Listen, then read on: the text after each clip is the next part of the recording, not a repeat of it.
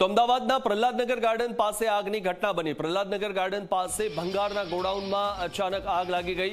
ધુમાડાના ગોટે ગોટા દૂર દૂર સુધી જોવા મળ્યા। ઘટનાને પગલે ફાયરની ટીમ દોડી આવી હતી।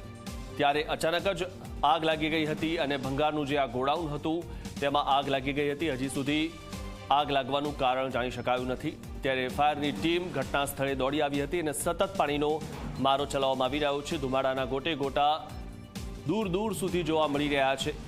तो प्रहलादनगर गार्डन पासे भंगारना गोडाउनमां आग लागी। त्यारे आ दृश्यो आप जे जोई रह्या छो, भंगारना गोडाउनमां अचानक आग लागी गई हती। आग लागवानुं कारण जाणी शकायुं नथी, परंतु आग लागता ज अफरातफरी मची गई हती अने धुमाडाना गोटे गोटा दूर दूर सुधी जोवा मळ्या हता।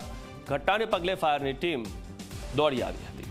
આ વિશે વધુ માહિતી મેળવી અમારા સંવાદદાતા अर्पण कायदावाला पासेथी। अर्पण, जे रीते आ आग लागी हती, आग लागवानुं कारण जाणी शकायुं छे?